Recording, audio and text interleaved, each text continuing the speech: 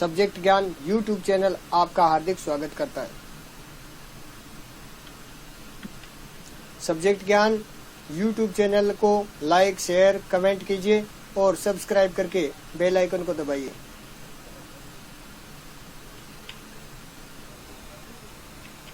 प्रस्तुत है कक्षा 10 विषय सामाजिक। मैं भंवरलाल मीणा और मेरे साथ टेक्निकल टीम के रूप में कार्य कर रहे हैं श्रीमान श्रीराम जी जाखड़।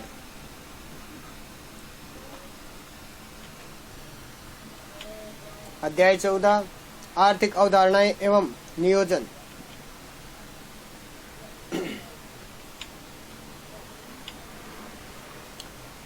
राष्ट्रीय आय का सामान्य परिचय। हम दिन प्रतिदिन के जीवन में अनेक बार आय शब्द का प्रयोग करते हैं। किसी भी व्यक्ति या परिवार के कल्याण को देखने हेतु सर्वाधिक उपयोगी कारक आय को माना जाता है। हम सब जानते हैं कि आय कल्याण का एकमात्र निर्धारक नहीं, आय एक को माना जाता है और हम ये जानते हैं कि एकमात्र निर्धारक नहीं, किंतु इससे व्यक्ति के कल्याण के अनेक निर्धारकों में से एक प्रभावशाली कारक अवश्य ही माना जाता है। एक व्यक्ति या परिवार की आय बड़ी सीमा तक उसके भौतिक जीवन, सामाजिक परिस्थिति तथा आर्थिक प्रगति की व्याख्या कर देती है। व्यक्ति या परिवार की भांति ही एक राष्ट्र की आय भी ज्ञात की जा सकती है। राष्ट्रीय आय की गणना एक अर्थव्यवस्था के लिए निम्नलिखित दृष्टि से महत्वपूर्ण होती है। कैसे? पहला, राष्ट्रीय आय में से राष्ट्र की आर्थिक स्थिति तथा आर्थिक प्रगति का ज्ञान होता है। राष्ट्रीय आय के आधार पर हम विभिन्न राष्ट्रों की अर्थव्यवस्थाओं की तुलना कर सकते हैं। इससे अर्थव्यवस्था में विभिन्न क्षेत्रों के योगदान एवं उनके सापेक्षिक महत्व की जानकारी मिलती है। राष्ट्रीय आय के अनुमानों के आधार पर अर्थव्यवस्था के लिए भावी नीतियों का निर्माण किया जा सकता है। इस प्रकार अगले बिंदु की तरफ बढ़ते हैं तो राष्ट्रीय आय के बारे में बात करते हैं कि राष्ट्रीय आय एक अर्थव्यवस्था की आर्थिक निष्पादकता का मौद्रिक माप है। इसे देश के उत्पादन के सभी साधनों द्वारा एक निश्चित अवधि के दौरान उत्पादित समस्त अंतिम वस्तुओं और सेवाओं के मौद्रिक मूल्य के रूप में परिभाषित किया जाता है। ध्यान रहे कि राष्ट्रीय आय में देश के अंतिम वस्तुओं और सेवाओं के मूल्य को ही शामिल किया जा सकता है। अंतिम वस्तु या सेवा वह वस्तु होती है जिसका उत्पादन प्रक्रिया में पुनः प्रसंस्करण नहीं किया जाता। साथ ही यह भी महत्वपूर्ण है कि राष्ट्रीय आय देश के उत्पादन के सभी साधनों की आय का योग होती है, न कि देश के व्यक्तियों की आय का। वित्त वर्ष भारत में वित्त वर्ष 1 अप्रैल से 31 मार्च तक होता है और उत्पादन उपयोगिता का सर्जन तथा मूल्य वृद्धि का सर्जन भी उत्पादन होता है। देश के सभी साधन अपने संयुक्त प्रयास द्वारा जितने मूल्य की अंतिम वस्तुएं तथा सेवाएं उत्पादित करते हैं, देश में उतने ही मूल्य की मूल्य वृद्धि का निर्माण होता है। इस मूल्य वृद्धि को सभी साधनों के स्वामियों को वितरित किया गया है। साधनों को उनकी सेवाओं का पुरस्कार दिया गया है। भूमि को लगान, श्रम को मजदूरी, पूंजी को ब्याज तथा उद्यमी को लाभ प्राप्त होता है। राष्ट्र के उत्पादन के साधनों को प्राप्त होने वाला भुगतान उस राष्ट्र के सभी साधनों द्वारा की गई मूल्य वृद्धि के समान होता है। इस प्रकार साधनों द्वारा जो उत्पादन किया जाता है वही उत्पादन के साधनों को आय के रूप में प्राप्त होती है। इसलिए राष्ट्रीय आय को घरेलू साधन आय तथा विदेशों से प्राप्त शुद्ध साधन आय के योग के रूप में भी बताया जा सकता है। घरेलू साधन आय का तात्पर्य देश की घरेलू सीमाओं के अंदर उत्पन्न होने वाली साधन आय से। राष्ट्रीय आय के अनेक रूप होते हैं जिन्हें राष्ट्रीय आय अवधारणाएं कहा जाता है। इन सभी अवधारणाओं के विशिष्ट वैज्ञानिक नाम, अर्थ एवं उपयोगिताएं हैं। इनमें सकल घरेलू, शुद्ध घरेलू उत्पाद, सकल राष्ट्रीय उत्पाद, शुद्ध राष्ट्रीय उत्पाद आदि प्रमुख है। एक दूसरे से पृथक होते हुए भी ये सभी अवधारणाएं एक अर्थव्यवस्था की आय को प्रदर्शित करती है। एक अर्थव्यवस्था की निष्पादकता को मापने हेतु प्राय सकल घरेलू उत्पाद को अधिक उपयोग में लिया जाता है। एक वित्त वर्ष के दौरान देश की घरेलू सीमाओं में उत्पादित समस्त अंतिम वस्तुओं और सेवाओं के मौद्रिक मूल्यों का योग सकल घरेलू उत्पाद कहलाता है। बात करते हैं प्रति व्यक्ति आय की, तो राष्ट्रीय आय आर्थिक कल्याण का एक उपयुक्त माप नहीं है। यह जनसंख्या में परिवर्तन के प्रभाव को समायोजित नहीं करता। जनसंख्या में परिवर्तन के प्रभाव को गणना में शामिल करने से प्रति व्यक्ति आय राष्ट्रीय आय की तुलना में आर्थिक कल्याण एक आर्थिक विकास का अधिक उपयुक्त माप बन सकता है। और प्रति व्यक्ति आय ज्ञात करने हेतु देश की राष्ट्रीय आय को उस देश की जनसंख्या से विभाजित किया जाता है। राष्ट्रीय आय प्रति व्यक्ति आय बराबर जनसंख्या होती है। बात करते हैं भारत में राष्ट्रीय आय की गणना के, तो सबसे पहले स्वतंत्रता से पूर्व भारत में राष्ट्रीय आय की गणना हेतु कोई सरकारी संस्था नहीं थी। भारत में राष्ट्रीय आय की प्रथम गणना श्री दादा भाई नौरोजी द्वारा 1868 ईस्वी में की गई थी। इसके पश्चात फिंडले सिरोड, डॉक्टर वी के आर राव RC देसाई इत्यादि के द्वारा भी राष्ट्रीय आय के अनुमान लगाए गए हैं। इन सभी विद्वानों ने राष्ट्रीय आय की गणना हेतु अलग अलग विधियों और आधारों पर प्रयोग किया, परंतु इन विद्वानों के पास विश्वसनीय समंकों एवं सूचनाओं का अभाव था तथा इन्होंने उपयुक्त सांख्यिकी विधियों का भी उपयोग नहीं किया। बात करते हैं स्वतंत्रता के पश्चात भारत सरकार द्वारा श्री PC महालनोबिस की अध्यक्षता में अगस्त 1949 में राष्ट्रीय आय समिति का गठन किया गया। इस समिति ने अपनी प्रथम रिपोर्ट 1951 में तथा अंतिम रिपोर्ट 1955 ईस्वी में प्रस्तुत की। इसके द्वारा राष्ट्रीय आय की गणना का कार्य केंद्रीय सांख्यिकी संगठन को सौंप दिया गया, जो वर्ष 1955 से प्रति वर्ष CSO भारत में राष्ट्रीय आय की गणना का कार्य कर रहा है। बात करते हैं अर्थव्यवस्था के क्षेत्र की, तो आप लोगों को विभिन्न आर्थिक गतिविधियों में कार्यरत पाएंगे। इसमें से कुछ गतिविधियां वस्तुओं का उत्पादन करती है तो कुछ सेवाओं का सर्जन करती है। ये गतिविधियां हमारी चारों ओर हर समय संपादित होती है। हम इन गतिविधियों को कैसे समझ सकते हैं? इन्हें समझने का एक ही तरीका यह है कि कुछ महत्वपूर्ण मापदंडों के आधार पर इन्हें विभिन्न समूहों में वर्गीकृत किया जाए। इन समूहों को अर्थव्यवस्था के क्षेत्र भी कह सकते हैं। बात आती है अर्थव्यवस्था के 3 क्षेत्रों की, तो पहला आपका आता है प्राथमिक क्षेत्र में उन गतिविधियों को सम्मिलित किया जाता है जिनमें प्राकृतिक संसाधनों को प्रत्यक्ष रूप से उपयोग के से लेकर के उत्पादन किया जाता है। प्राकृतिक संसाधनों के प्रत्यक्ष उपयोग पर आधारित अनेक गतिविधियां जैसे कपास की खेती एक मौसमी फसल। कपास के पौधों की वृद्धि के लिए हम मुख्यतः प्राकृतिक कारकों जैसे वर्षा, सूर्य का प्रकाश और जलवायु पर निर्भर है, अतः कपास एक प्राकृतिक उत्पाद है। इसी प्रकार डेयरी, खनन इत्यादि में भी प्राकृतिक संसाधनों का उपयोग करके किसी वस्तु का उत्पादन करते हैं, इसलिए इन्हें भी प्राथमिक क्षेत्र की गतिविधि कहा जाता है। प्राथमिक क्षेत्र को कृषि एवं सहायक क्षेत्र भी कहा जाता है। बात करते हैं द्वितीय क्षेत्र की गतिविधियों के अंतर्गत उत्पादों को विनिर्माण प्रणाली द्वारा अन्य रूपों में परिवर्तित किया जाता है। यह प्राथमिक क्षेत्र के बाद का अगला कदम है। यहाँ वस्तुएं निर्मित की जाती है। यह प्रक्रिया किसी कारखाना, किसी कार्यशाला या घर में हो सकती है। जैसे कपास के पौधों से प्राप्त रेशे का उपयोग कर हम सूत काटते हैं और कपड़ा बुनते हैं। गन्ने को कच्चे माल के रूप में उपयोग कर हम चीनी और गुड़ तैयार करते हैं। मिट्टी से हम ईंटें बनाते हैं और ईंटों से घर और भवनों का निर्माण करते हैं। चूंकि यह क्षेत्र कर्म से संवर्धित विभिन्न प्रकार के उद्योगों से जुड़ा हुआ है, इसलिए इसे औद्योगिक क्षेत्र भी कहा जाता है।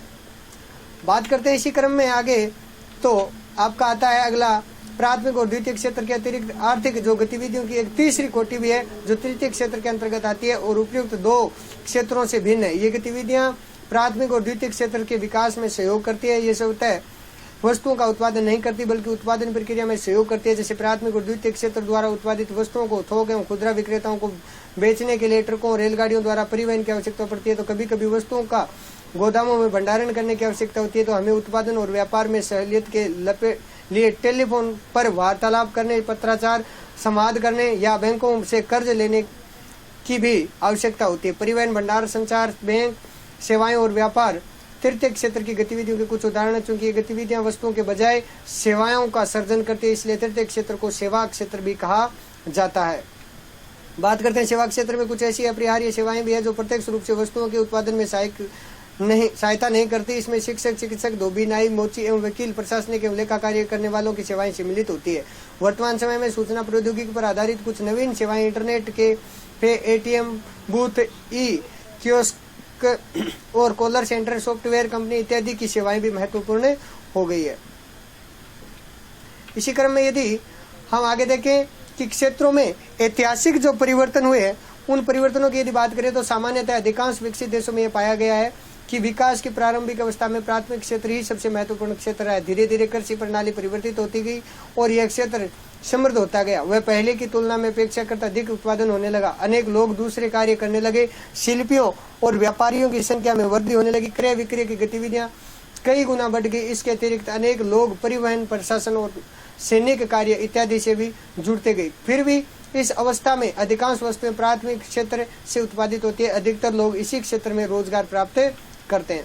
बात करते हैं विनिर्माण की नवीन प्रणाली के प्रचलन से कारखाने अस्तित्व में आए और उनका प्रसार होने लगा। जो लोग पहले खेतों में काम करते थे उनमें से बहुत से लोग कारखानों में काम करने लगे और कारखानों में सस्ती दरों पर उत्पादित वस्तुओं का उपयोग होने लगा। होने के कारण कुल उत्पादन और रोजगार की दृष्टि से द्वितीय क्षेत्र सबसे महत्वपूर्ण हो गया और इसके फलस्वरूप अतिरिक्त समय में भी काम होने लगा। विगत 100 वर्षों में विकसित देशों में द्वितीय क्षेत्र से तृतीय क्षेत्र की ओर बदलाव है वो बढ़ता गया। कुल उत्पादन की दृष्टि से सेवा क्षेत्र का महत्व है वो बढ़ गया। अधिकांश श्रमजीवी लोग सेवा क्षेत्र में नियोजित हैं और विकसित देशों में यही स्थिति देखने को मिलती है।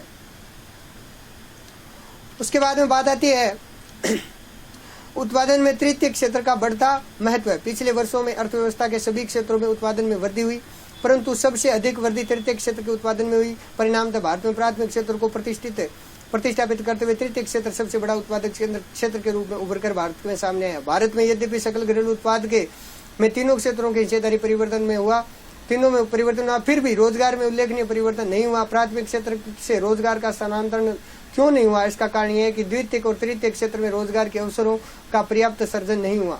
परिणामतः देश में लगभग आधे श्रमिक प्राथमिक क्षेत्र मुख्यतः कृषि क्षेत्र में काम कर रहे थे, जिसका सकल घरेलू उत्पाद में योगदान 15% से भी कम है। इसकी तुलना में द्वितीय और तृतीय क्षेत्र का सकल घरेलू उत्पाद में हिस्सा 85% से अधिक है। ये क्षेत्र लगभग आधे लोगों को रोजगार प्रदान करते हैं। बात करते हैं आर्थिक वृद्धि एवं आर्थिक विकास की, तो देखिए आर्थिक वृद्धि और आर्थिक विकास, जिन देशों की आय अधिक है उन्हें कम आय वाले देशों से अधिक विकसित समझा जाता है। अधिक आय का अर्थ मानवीय आवश्यकताओं की संतुष्टि हेतु अधिक वस्तुओं का उपलब्ध होना है। क्योंकि विभिन्न राष्ट्रों की जनसंख्या अलग अलग होती है, अतः राष्ट्रों के बीच की तुलना करने के लिए कुल आय इतना उपयुक्त माप नहीं है। कुल आय की तुलना करने से हमें यह ज्ञात नहीं होता कि औसत व्यक्ति क्या काम कमा रहा है, इसलिए राष्ट्रीय आय की तुलना में औसत या प्रति व्यक्ति आय को अधिक महत्व प्रदान किया गया है। समय के साथ साथ राष्ट्रीय आय तथा प्रति व्यक्ति आय में होने वाली वृद्धि को आर्थिक वृद्धि के रूप में परिभाषित किया जाता है। राष्ट्रीय आय तथा प्रति व्यक्ति आय एक देश के विकास स्तर तथा कल्याण को मापने एवं देखने की दृष्टि से अति उपयोगी है, लेकिन यह देश के विकास के स्तर तथा कल्याण का पर्याप्त माप नहीं है। बात करते हैं, जब हम व्यक्तिगत आकांक्षाओं और लक्ष्यों को देखते हैं तो पाते हैं कि लोग केवल बेहतर आय की ही नहीं चाहते, अपितु वे अपनी सुरक्षा, दूसरों से आदर और समानता का व्यवहार, स्वतंत्रता इत्यादि भी पाना चाहते हैं। इस प्रकार राष्ट्र के कल्याण के लिए केवल आय ही महत्वपूर्ण नहीं, विकसित सामाजिक संरचना एवं अच्छे पर्यावरण को सिर्फ पैसे से प्राप्त नहीं किया जा सकता। लंबे समय तक यही माना जा रहा है कि जब एक देश की आय में वृद्धि होगी तो वहाँ के लोग ज्यादा सुखी होंगे। धीरे धीरे यह अनुभव होने लगा कि देश की आय अधिक होने पर भी वहाँ के लोगों के जीवन की गुणवत्ता निम्न रह सकती है। उसके बाद में यह माना जाने लगा कि केवल आर्थिक वृद्धि ही ध्येय नहीं है, वरन आर्थिक वृद्धि के साथ साथ मनुष्य के सामाजिक, राजनीतिक एवं जीवन के अन्य सभी आयामों में भी सुधार होना चाहिए। आर्थिक वृद्धि के साथ साथ लोगों के जीवन की गुणवत्ता के अन्य आयामों में सकारात्मक परिवर्तन की प्रक्रिया को आर्थिक विकास कहा जाता है। बात करते हैं आर्थिक वृद्धि की, तो समय के साथ साथ राष्ट्र के वास्तविक उत्पादन का या आय के स्तर में वृद्धि होना ही आर्थिक वृद्धि कहलाती है। सरल शब्दों में आर्थिक वृद्धि बढ़ती हुई राष्ट्रीय आय तथा प्रति व्यक्ति आय का सूचित करती है। यह अर्थव्यवस्था के आकार में परिवर्तन का प्रत्यक्ष माप है। आमतौर पर इसे कल्याण के एक मापक के रूप में देखा जाता है। राष्ट्र के प्राकृतिक, भौतिक, मानवीय एवं पूंजीगत संसाधनों की मात्रा तथा गुणवत्ता में वृद्धि कर इनके कुशल उपयोग द्वारा उत्पादन या आय के उच्च स्तर को प्राप्त करने की प्रक्रिया ही आर्थिक वृद्धि कहलाती है। आर्थिक वृद्धि एक दीर्घकालीन मात्रात्मक प्रक्रिया मानी जाती है। बात करते हैं इसी क्रम में आगे, तो आर्थिक वृद्धि के गुणात्मक आयाम नहीं होते, ये मूल्य विहीन अवधारणा है।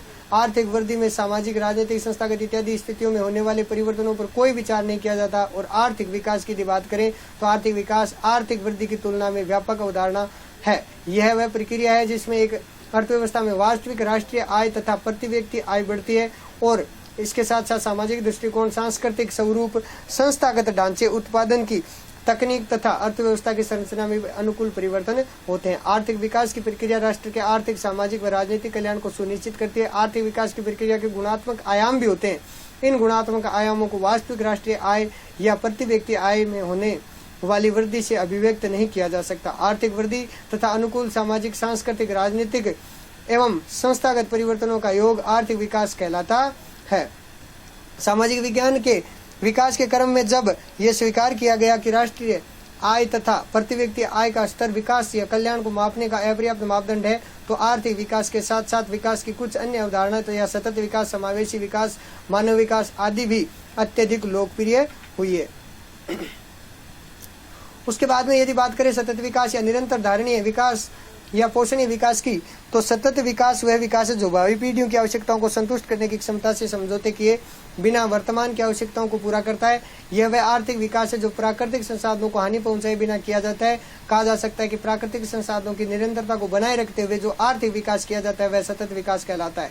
समावेशी विकास की यदि बात करें तो समावेशी विकास यह सुनिश्चित करता है कि विकास के लाभ समाज के सभी वर्गों तक पहुंचने चाहिए। अनेक लोग लिंग, भाषा, क्षेत्र भेदभाव, गरीबी तथा शारीरिक असमर्थता के कारण आर्थिक विकास के लाभों से वंचित रह जाते हैं। समावेशी विकास समाज से वंचित वर्गों का विकास की मुख्य धारा में शामिल करने पर बल देता है। यह एक व्यापक अवधारणा है जो आय की समानता के साथ साथ अवसर की समानता तथा जीवन के सभी आयामों में समान मानवीय अधिकारों का समर्थन करती है।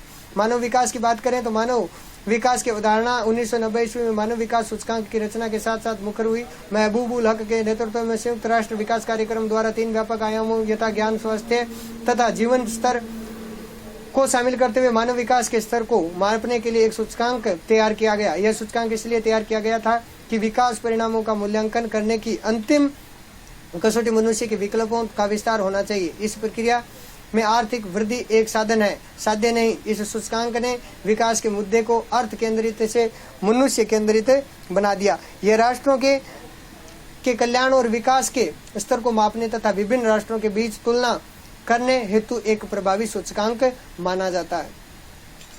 बात करते हैं इसी क्रम में आगे तो आपका भारत में नियोजन के स्वरूप में हम समय, धन आदि संसाधनों का प्रयोग इस प्रकार करना चाहते हैं कि अधिकतम कार्यों को उन संसाधनों के उपयोग द्वारा सही ढंग से संपन्न किया जा सके। किसी भी घरेलू कार्यक्रम को संपन्न करने के लिए सर्वप्रथम उसकी रूपरेखा तैयार की जाती है। इसके पश्चात व्यक्ति या परिवार अपने संसाधनों को इस प्रकार से उपयोग में लेने का प्रयत्न करता है कि वह श्रेष्ठ ढंग से जी सके।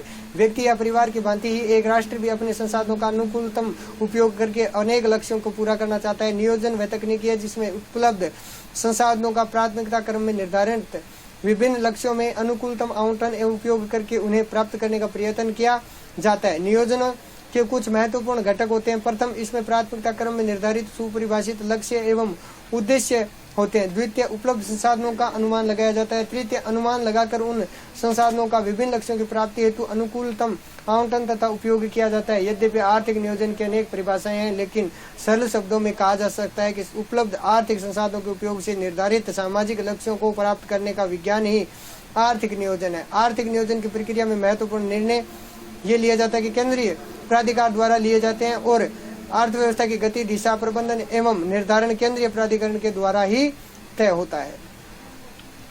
बात करते हैं इसी क्रम में कि नियोजन संसाधनों का उपयोग करने के लक्ष्यों को प्राप्त करने की तकनीक है। इस तकनीक का उपयोग एक राष्ट्र अनेक क्षेत्रों में निर्धारित लक्ष्यों को प्राप्त करने के लिए कर सकता है, जैसे परिवार नियोजन, वित्तीय नियोजन आदि।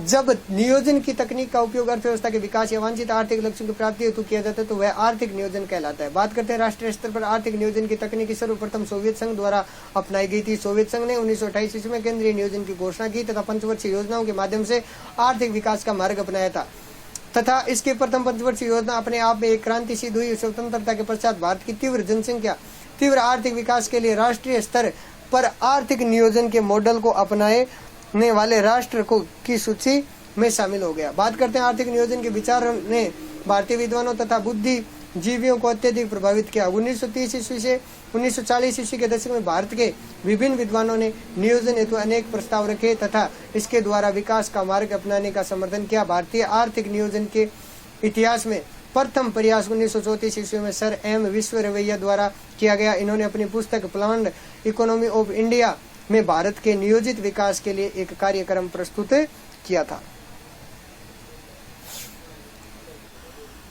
बात करते हैं आगे तो स्वतंत्रता के पश्चात पंचवर्षीय योजनाओं के निर्माण हेतु भारत सरकार ने एक संकल्प द्वारा मार्च 1950 में योजना आयोग की स्थापना की। इसका मुख्य कार्य देश के संसाधनों का आंकलन कर उन्हें बढ़ाना तथा संसाधनों को प्रभावी एवं संतुलित उपयोग के लिए योजनाएं बनाना था। योजनाओं में विभिन्न उद्देश्यों एवं लक्ष्यों की प्राथमिकताओं का निर्धारण कर संसाधन आवंटन का प्रस्ताव रखना भी योजना आयोग का महत्वपूर्ण कार्य था। योजना आयोग एक संविधानोत्तर तथा सलाहकारी संस्था थी। अगस्त 1952 में भारत सरकार ने एक संकल्प के द्वारा राष्ट्रीय विकास परिषद की स्थापना की। इसकी स्थापना का मुख्य ध्येय भारत के राज्यों व केंद्र शासित प्रदेशों को योजना निर्माण एवं क्रियान्वयन में शामिल करना है तथा नियोजन की प्रक्रिया का विकेंद्रीकरण करना है। राष्ट्रीय विकास परिषद योजना आयोग द्वारा तैयार की गई योजनाओं का अनुमोदन करती है तथा समय समय पर योजनाओं की प्रगति की समीक्षा करती है। राज्यों के मुख्यमंत्री तथा केंद्र शासित प्रदेशों के प्रशासन अथवा उपराज्यपाल भी इसके सदस्य होते हैं। यह भी एक संविधानोत्तर तथा सलाहकारी संस्था है। योजना आयोग राष्ट्रीय विकास परिषद के व्यापक मार्गदर्शन के अंतर्गत कार्य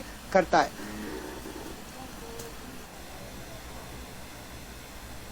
उसके बाद में आपका आता है भारत में आर्थिक नियोजन के उद्देश्य। देखिए, भारत में नियोजन को देश के रूपांतरण के एक महत्वपूर्ण उपकरण के रूप में अपनाया गया। स्वतंत्रता से पूर्व भारत में के भविष्य के संबंध में देखे गए सपनों को साकार करने के लिए नियोजन का मार्ग अपनाया गया। प्रत्येक पंचवर्षीय योजना में अनेक महत्वाकांक्षी उद्देश्यों एवं लक्ष्यों का निर्धारण करके उन्हें प्राप्त करने हेतु प्रयत्न किया गया। सार रूप में भारत में नियोजन के प्रमुख उद्देश्य हैं: आर्थिक विकास के लक्ष्य को प्राप्त करना, गरीबी की समस्या का समाधान करना, आय की असमानताओं को कम करना, गरीबी तथा आय की असमानता को समाप्त करके सामाजिक न्याय की स्थापना करना, उपलब्ध मानवीय पूंजी का कुशलता उपयोग करना तथा रोजगार के अवसरों का विस्तार करना, सभी क्षेत्रों में आत्मनिर्भरता की प्राप्ति, लेकिन मुख्यतः खाद्यान्न एवं औद्योगिक कच्चे माल के रूप उत्पादन में आत्मनिर्भरता प्राप्त करना था। परंपरागत भारतीय अर्थव्यवस्था का आधुनिकीकरण करना, शिक्षा तथा स्वास्थ्य सेवाओं का विस्तार करना और अधिकतम सामाजिक कल्याण की स्थिति को प्राप्त करना था। आर्थिक स्थिरता प्राप्त करना, क्योंकि आर्थिक स्थिरता के बिना विकास अर्थहीन हो जाता है। ग्रामीण विकास, सामाजिक एवं सामुदायिक सेवाओं का विस्तार, ऊर्जा उत्पादन में वृद्धि इत्यादि क्षेत्रीय असमानताओं की समाप्ति करना। बात करते हैं अगले कड़ी के अंतर्गत, तो आपका आता है भारत में पंचवर्षीय योजनाएं। नियोजित आर्थिक विकास की रणनीति के अंतर्गत भारत में अब तक 12 पंचवर्षीय योजनाएं बनाई गई है। भारत पाकिस्तान युद्ध, लगातार सूखे मूल्य वृद्धि तथा संसाधनों के क्षय से तीसरी योजना के पश्चात योजना बनाने की प्रक्रिया में आई बाधा के कारण 1966 से 1969 ईस्वी के बीच 3 वार्षिक योजनाएं बनाई गई। इस अवधि को योजना अवकाश कहा जाता है। तत्कालीन जनता सरकार ने 5वीं पंचवर्षीय योजना को समय से पहले 1978 में ही समाप्त करके 1978 में 1983 के लिए अनवर्त योजना प्रस्तुत की थी। 1980 में कांग्रेस सरकार ने अनवर्त योजना को समाप्त करके 1 अप्रैल 1980 से 31 मार्च 1985 तक के लिए छठी पंचवर्षीय योजना घोषित की। 1978-79 के वित्त वर्ष को 5वीं योजना के साथ जोड़ दिया गया तथा 1979-80 की योजना को 1 वर्षीय योजना की तरह देखा गया। इसी तरह प्रकार तेजी से बदलती राजनीतिक स्थिति के कारण 1990 ईस्वी में 8वीं पंचवर्षीय योजना आरंभ नहीं की जा सकी। 12वीं पंचवर्षीय योजना का आधार अधिक तीव्र, समावेशी और धारणीय विकास रखा गया। इस योजना में 8% विकास दर का संशोधित लक्ष्य रखा गया और साथ ही गरीबी निवारण, बेरोजगारी में कमी, शिक्षा और स्वास्थ्य सेवाओं का विस्तार आदि निगरानी योग्य लक्ष्य भी रखे गए। अनवर्त योजना, इसमें एक चालू योजना को निश्चित समय अंतराल के बाद अद्यतन और संपादित किया गया। इसमें चालू योजना के लक्ष्यों, अनुमानों, संसाधन आवंटन और योजना की समयावधि को परिवर्तित करने की लोचनशीलता होती है। बात करते हैं आगे इसी क्रम के अंतर्गत, तो आपको भारत में पंचवर्षीय योजनाओं की बात करें तो आर्थिक विकास की रणनीति के अंतर्गत भारत में अब तक 12 जो पंचवर्षीय योजनाएं बनाई गई थी, इसके बारे में अभी हमने पढ़ा। भारत पाकिस्तान युद्ध, लगातार सूखे मूल्य वृद्धि आदि संसाधनों से क्षय, तीसरी योजना। इस प्रकार ये जो 12वीं पंचवर्षीय योजना की बात की थी वो हमने पढ़ी थी। उसके बाद इस योजना की समयावधि को परिवर्तित करने की लोचनशीलता होती है। बात करते हैं आगे इसी कड़ी के अंतर्गत, तो देखते हैं महत्वपूर्ण बिंदु। एक देश के सभी साधनों द्वारा एक वर्ष में उत्पादन प्रक्रिया में योगदान के फलस्वरूप अर्जित आय का योग राष्ट्रीय आय कहलाता है। एक देश की घरेलू सीमाओं में एक वर्ष में उत्पादित समस्त अंतिम वस्तुओं और सेवाओं के मौद्रिक मूल्यों का योग सकल घरेलू उत्पाद कहलाता है। एक देश की राष्ट्रीय आय में उस देश की जनसंख्या का भाग देने पर प्रति व्यक्ति आय प्राप्त होती है।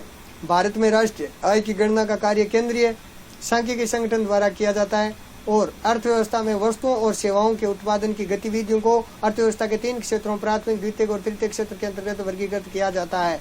प्राथमिक क्षेत्र में कृषि, पशुपालन संबंधी अन्य उत्पाद क्रियाओं को सम्मिलित किया जाता है। द्वितीयक क्षेत्र की क्रियाओं में विनिर्माण तथा निर्माण क्रियाओं को सम्मिलित किया जाता है। तृतीयक क्षेत्र में सेवाओं क्षेत्र को कहा जाता है। यह क्षेत्र सेवाओं के उत्पादन में से संबंधित होता है। आर्थिक वृद्धि का तात्पर्य बढ़ती हुई राष्ट्रीय आय तथा प्रति व्यक्ति आय से है। यह एक मात्रात्मक अवधारणा है। आर्थिक विकास का तात्पर्य बढ़ती हुई राष्ट्रीय आय तथा प्रति व्यक्ति आय में वृद्धि के साथ साथ अर्थव्यवस्था की संरचना, संस्थागत ढांचे, तकनीकी एवं सामाजिक दृष्टिकोण आदि में अनुकूल परिवर्तन होने से है।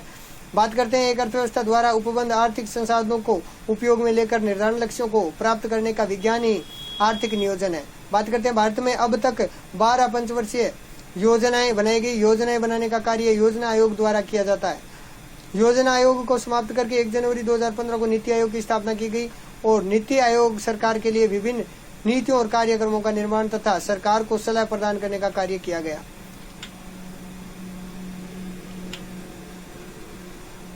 यदि आपको यह वीडियो पसंद आया है तो आप सब्जेक्ट ज्ञान YouTube चैनल को लाइक, शेयर, कमेंट कीजिए और सब्सक्राइब करके बेल आइकन को दबाइए।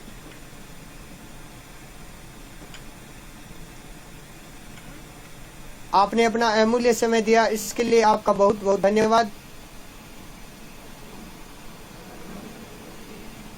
खुश रहिए, स्वस्थ रहिए, सुरक्षित रहिए। आगे फिर कभी किसी महत्वपूर्ण जानकारी के साथ उपस्थित होंगे।